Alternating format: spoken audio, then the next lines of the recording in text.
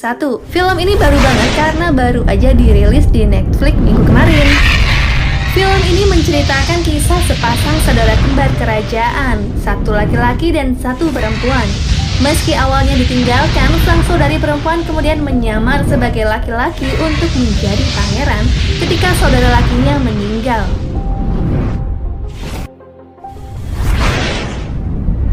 Film ini dimulai ketika di sebuah istana, Tuan Putri baru saja melahirkan sepasang bayi kembarnya.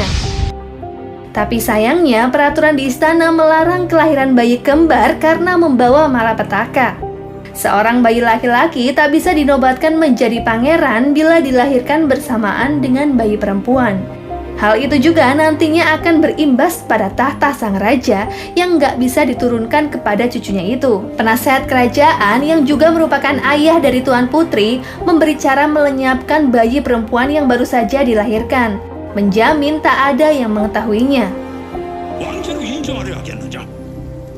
Tuan Putri memohon kepada suaminya agar membiarkan anak perempuan yang juga darah dagingnya untuk tetap hidup. Tapi suaminya tak bisa menolak titah sang raja karena menganggap bayi perempuan yang tak bermanfaat untuk kerajaan harus dibuang.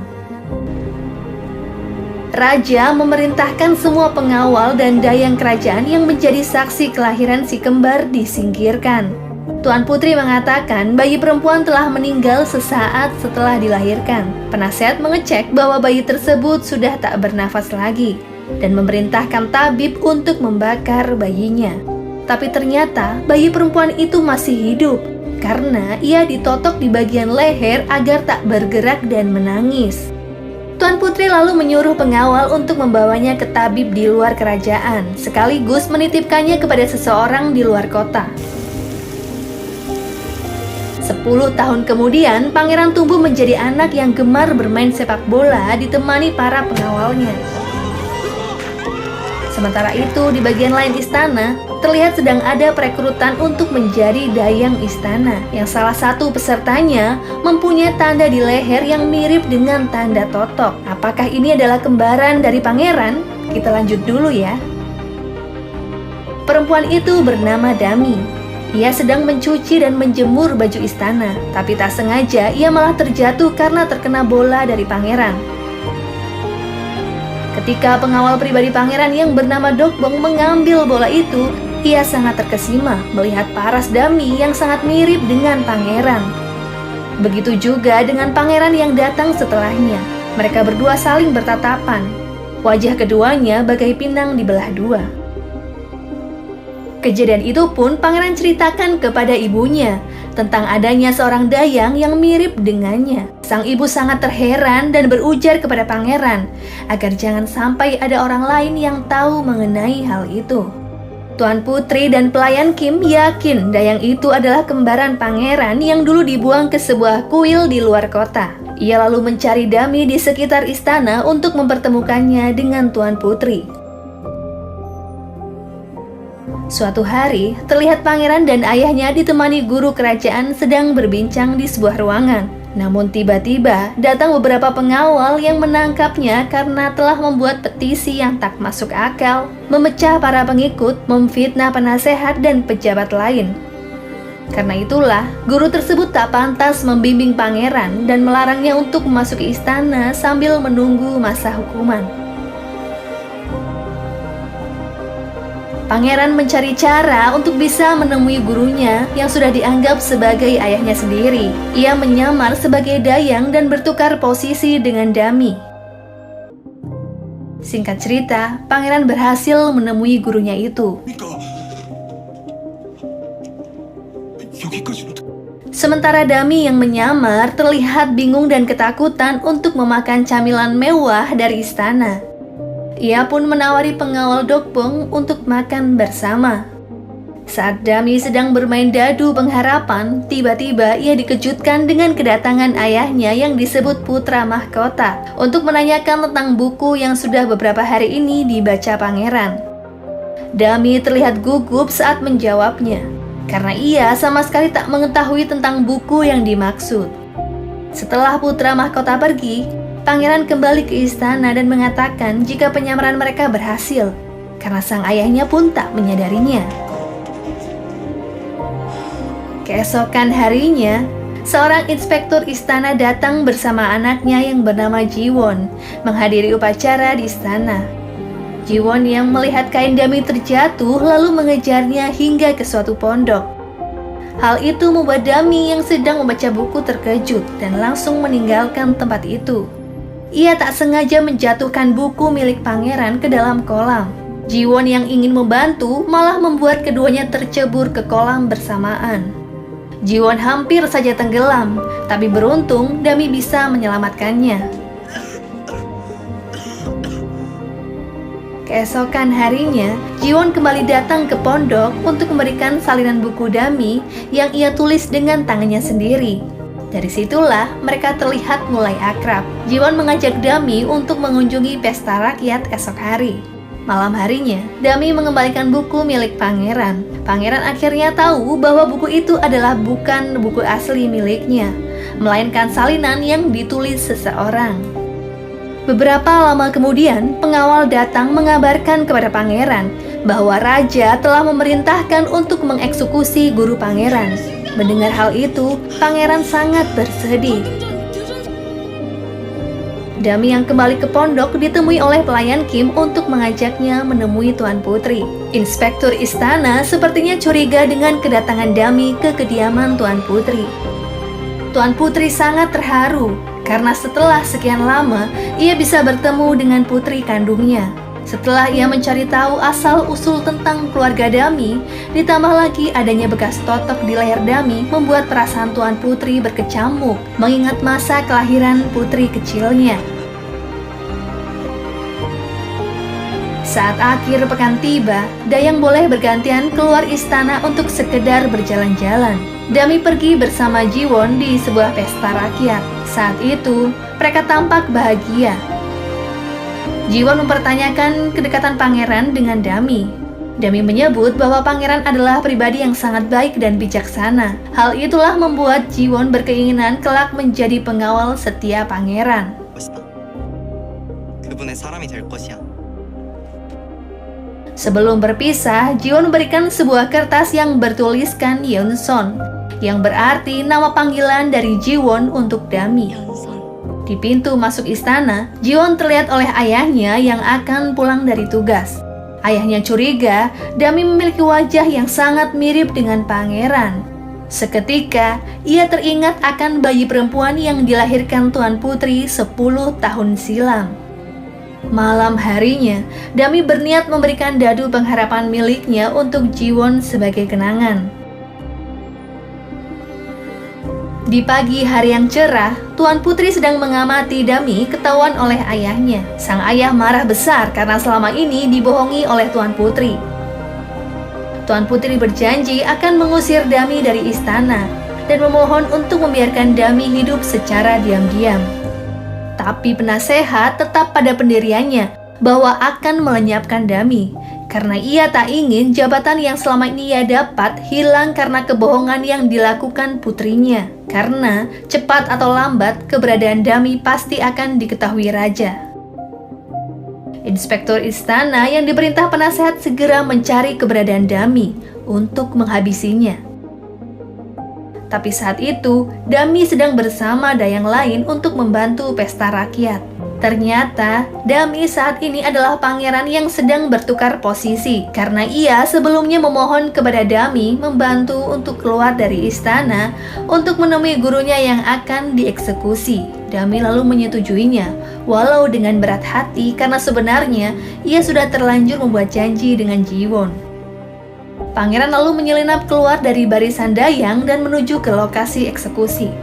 Tapi hal itu diketahui oleh inspektur yang mengejarnya sambil membawa anak panah.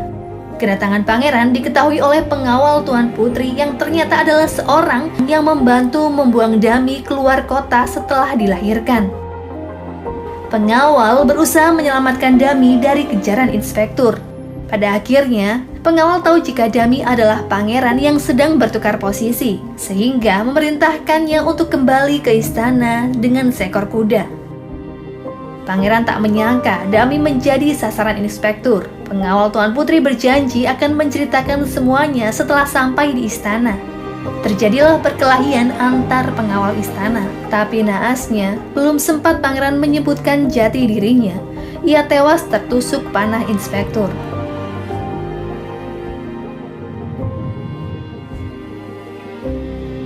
Inspektur melapor kepada penasehat bahwa tugasnya berhasil melenyapkan Dami.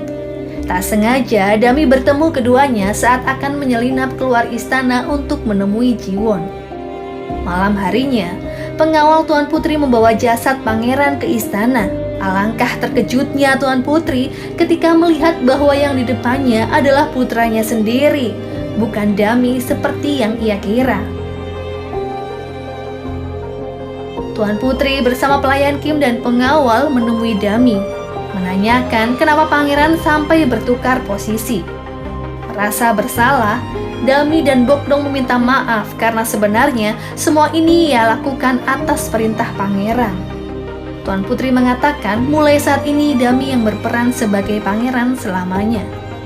Hal itu dilakukan agar rahasia Dami tak terbongkar, sehingga raja dan penasehat mengira bahwa yang mereka singkirkan adalah benar-benar Dami. Tuan Putri tak ingin Dami yang merupakan putri kandungnya juga dibuang jika sampai semua ini terbongkar. Bukan hanya itu saja, Tuan Putri dan semua orang yang menyembunyikan rahasia ini juga akan mendapat hukuman dari raja.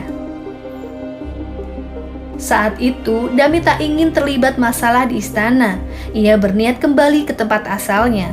Tapi di sudut istana, ia menyaksikan sendiri bahwa pangeran telah tewas dan akan dibakar oleh inspektur. Mengetahui hal itu, Dami tak ada pilihan lain untuk tetap menjadi seorang pangeran. Jiwon yang khawatir dengan kondisi Dami bertanya kepada Dayang lain. Dayang itu pun menyebut bahwa Dami tak kembali ke istana setelah acara pesta rakyat kemarin. Ia lalu meminta tolong kepada ayahnya yang seorang inspektur untuk mencari keberadaan Dami di istana. Di istana, Dami yang kini sebagai pangeran tak mau makan. Hingga akhirnya Tuan Putri kembali mengingatkan bahwa Dami harus tegar menjalani semua ini demi nyawa banyak orang dan nyawanya sendiri. Keesokan harinya, Dami belajar menjadi pangeran dengan pelayan Kim dan Bokdong yang mengurus semuanya. Mengatur jadwal pangeran seperti berkunjung ke kediaman raja setiap hari, serta menyapa putra mahkota dan Tuan Putri. Seringkali hal lucu pun terjadi, seperti pangeran yang tak tahu jalan di istana.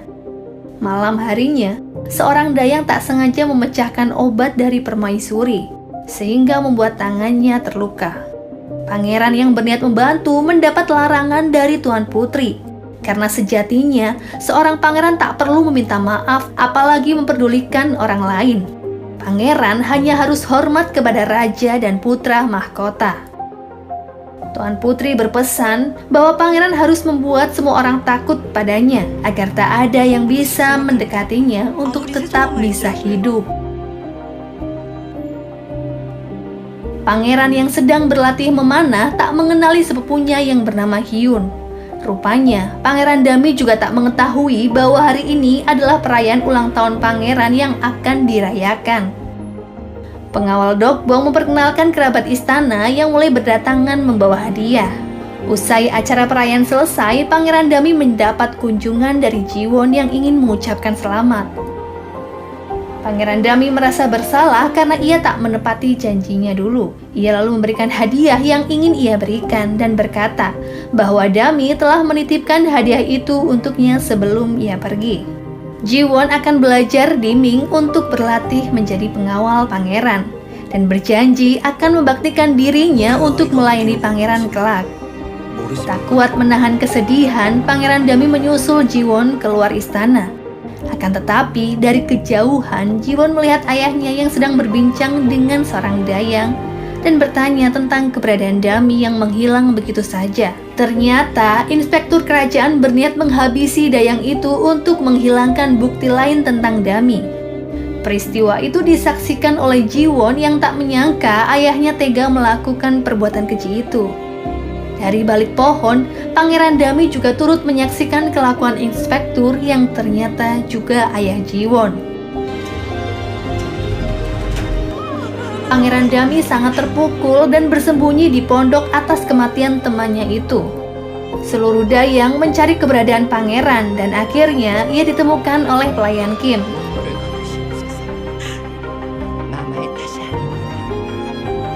Pangeran Dami menemui Tuan Putri atas peristiwa tadi siang. Dami merasa kematian pangeran dan temannya adalah kesalahannya. Saat itulah Tuan Putri berkata yang sejujurnya, bahwa Dami adalah putri kandungnya yang dulu diasingkan karena perintah sang raja. Beberapa hari kemudian, Tuan Putri jatuh sakit. Dami diminta berjanji bahwa akan merahasiakan hal ini dari semua orang. Sebelum menghembuskan nafas terakhirnya, Tuan Putri meminta suaminya untuk menjaga pangeran dari apapun yang menyakitinya. Sang ayah sendiri memang belum mengetahui rahasia Dami dan masih mengira kalau pangeran adalah seorang laki-laki.